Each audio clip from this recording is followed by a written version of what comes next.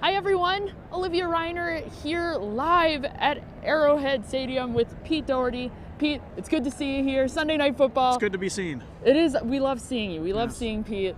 It's good to be here. This was supposed to be a very exciting game. We were supposed to put this game on our calendars and look forward to it because of the quarterback showdown, Pat Mahomes, Aaron Rodgers. Nonetheless, that is not going to be the case tonight. It is a shame. It would have been really fun for everybody to watch. I don't think I'm sure I haven't seen Mahomes live, so I think that would have been fun to see that. And with Rodgers playing the way he is, that would have been a really good showdown between two of the best quarterbacks in the game. Mahomes is, I think you pretty clearly have to say he's the best in the game. So if you're new here and you haven't been checking out our live streams all week, if you've just sort of put the blinders on when it comes to any sort of Packers news, anything leading up to this game, Patrick Mahomes dislocated his knee last week in the game against the Denver Broncos. He left the game early, and Matt Moore came in and took his place. Quite the drop-off between the two of them. Yeah. I don't remember exactly what QB rating Mahomes posted, but I think Moore was around an 89.1. I think he completed 10 passes of 19 attempts. So he kept them afloat, but it just not exactly the same level of execution as Mahomes. It's just a totally different game. I mean, Mahomes can escape and make just ridiculously good throws on the move going either way. Moore is pretty much a pocket guy.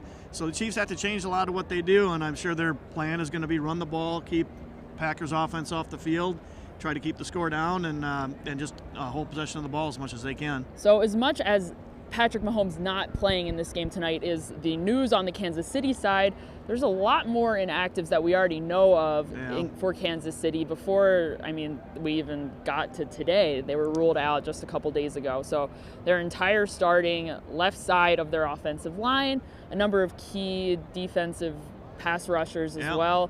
That's, again, it's not just the QB that the Chiefs are going to be lacking tonight. This is a really tough game for the Chiefs. I mean, they're missing their two best pass rushers. Chris Jones is one of the best inside rushers in the league. Frank Clark is, very good outside rusher.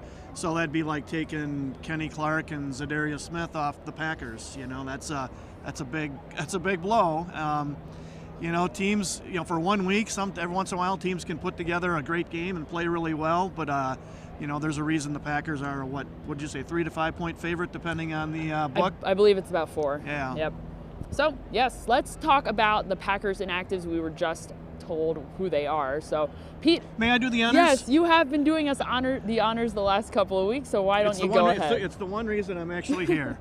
So the Packers inactives, no surprise, Devontae Adams, Ryan Grant, Kadar Holman, Cole Madison, Adam Pankey, Robert Tonyan, who's also injured, and Tim Williams. So that means Dexter Williams is active as a third running back, and I guess the person he's probably active for is Ryan Grant, I would guess. I guess so. Even though Grant's a receiver.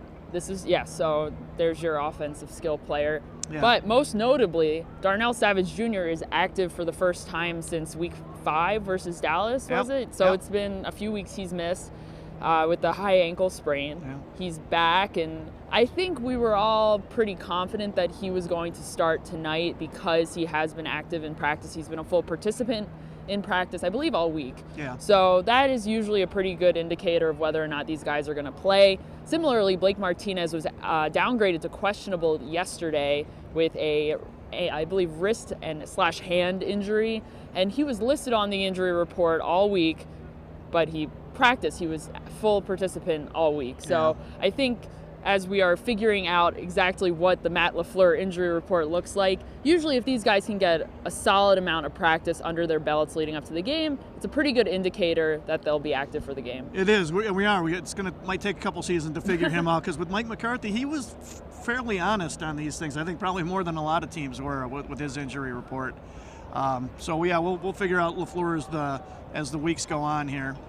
Yes, we will. So, okay, guys, as always, we are live on Facebook, we are live on Periscope, we are live on YouTube. So many wonderful places. Hopefully one day we'll be live everywhere.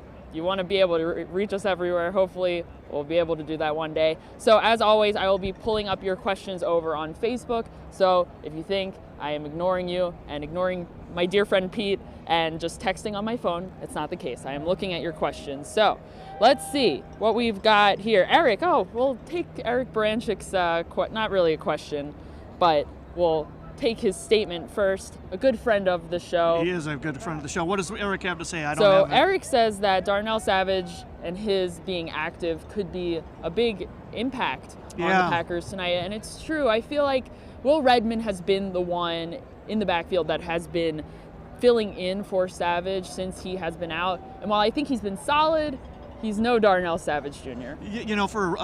For rookie Savage's play, like he's made a difference already. The last couple of games, and he missed a lot of the Cowboys game.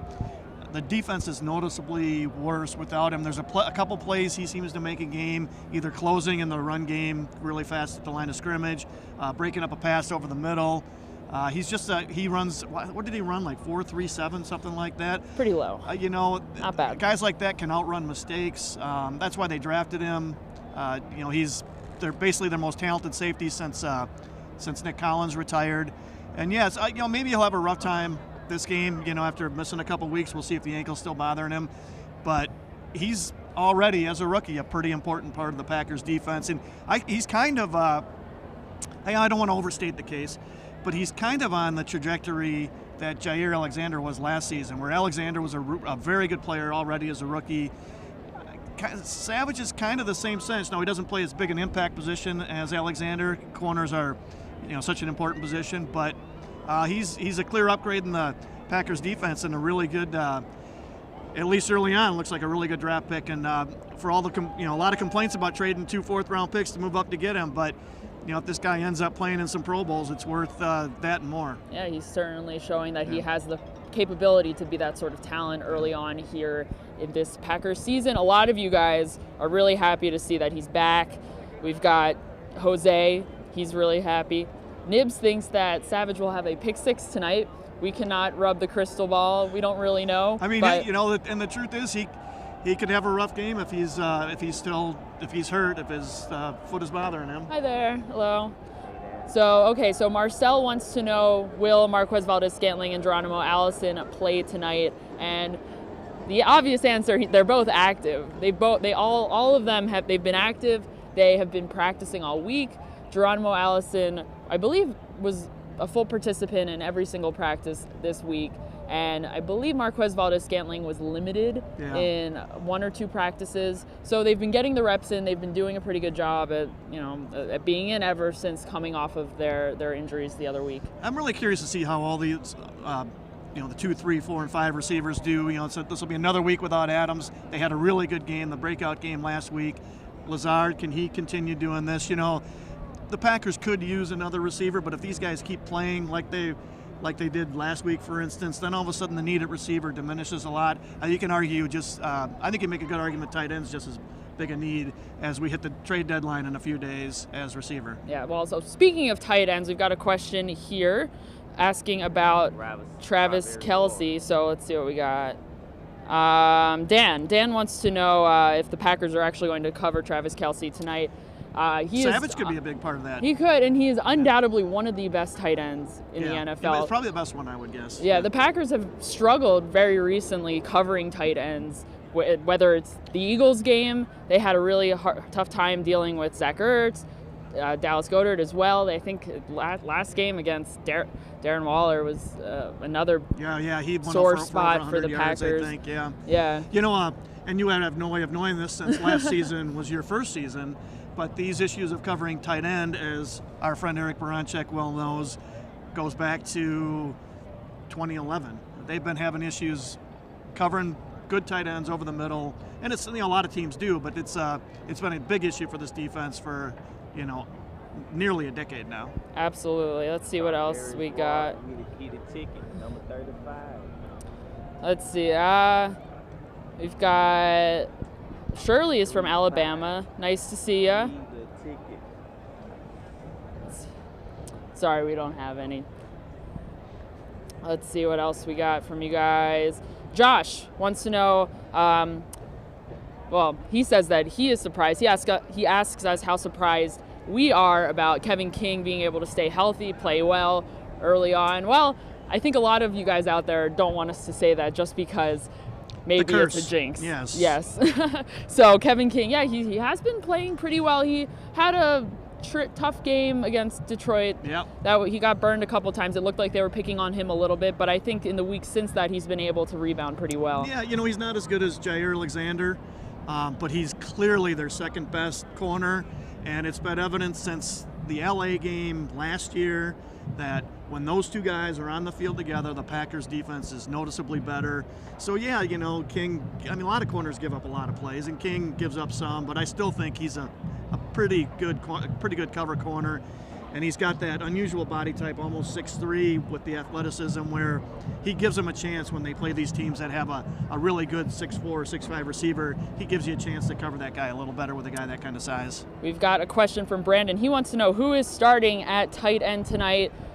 The tight ends that have been rolling for the Packers, Jimmy Graham, Mercedes Lewis. I'm assuming it sounds like Evan Bayless is active, so he will be the third tight end with Robert Tonyan out once again with the hip injury.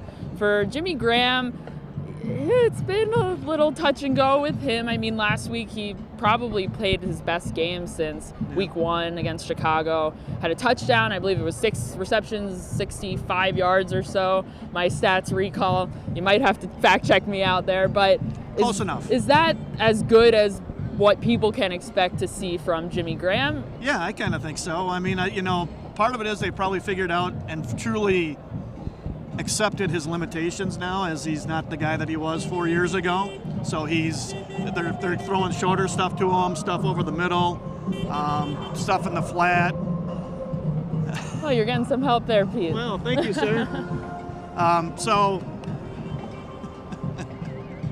they're very friendly around here. Yeah, gotta love Kansas City. Yeah, they're very friendly people. My collar was... You know what? You should actually be a little angry at me. I'm sorry I didn't fix that for you. Friends usually tell you, hey, your collar's tucked in there. So I can't even remember what I was rambling about now. That's okay, Pete. Yeah. That's okay. Jimmy Graham. Yes. Jimmy Graham. But yeah, he's not I still think Tanya's their best receiver. We've talked about this several times. But they figured out how to use Graham better, and I don't know that he'll start because sometimes they start out with Mercedes Lewis so they can run. But Graham will get the most snaps. I think that's been the pattern so far. Yeah, for sure. All right, guys, we're going to wrap it up here shortly. I wanted to make sure, sorry about the marching band in the background. Hopefully you get a taste of what it's like out here. We had a question earlier asking how does this tailgating scene compare to the tailgating scene back in Green Bay. This is pretty intense. I will say the parking lots are big and they're packed. Yeah, it's huge. It's like, I don't know, 4 or 5 Lambeau parking lots at least out here. So, and everybody's tailgating. This place is known for it. And I'm sure there's a lot of ribs and a lot of good stuff going on out there. It's loud out here. It is going to be just as loud, if not louder. It'll be louder inside of there. Yeah. How are the Packers going to be able to handle it? They've run into some trouble this season with some false start penalties. A lot of those have been on the offensive line. I think a lot of those have been where Rodgers is trying to get the defense to jump, and he ends up getting one of his own guys to jump.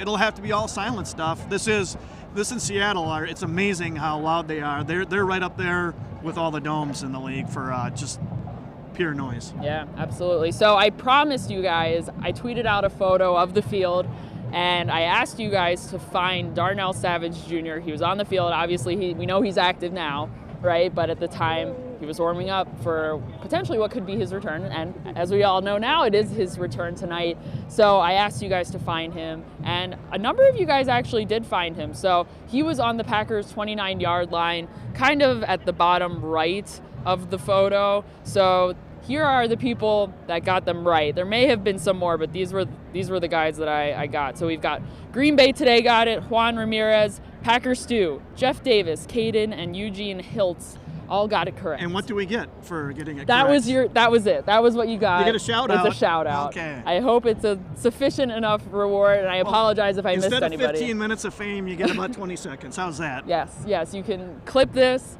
I don't know what's the equivalent of putting it on your wall. Like, just save it to your desktop, and every so often pull it up. Yeah, or you could use it as you turn it into your message or a ringtone or something? Ringtone, whatever you guys want to do. That's fine by me. But yes, thank you guys for participating. If I didn't get you, I apologize, but maybe we'll make this a thing going forward. And Yeah, You're going to regret this. You just loaded yourself down with so much work. It's going to be extra work. Yeah. But if I know now, I'll try to get it up there earlier.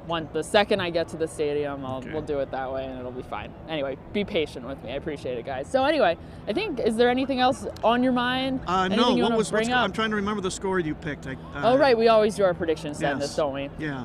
I'm very organized today mentally, you can tell. So yes, predictions. Let's talk a little bit about that. My prediction, I have the Packers winning 31-27.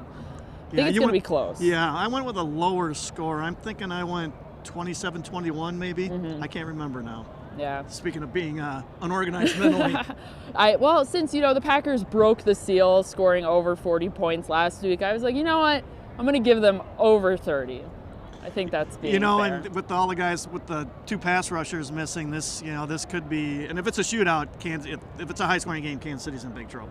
And on top of that, besides, it could very well be a shootout, but the game on the ground is going to be just as important as well. Kansas City, I think, has the 29th worst run defense in the league, which isn't too far away from the Packers' run defense rank. The Packers are at 26th.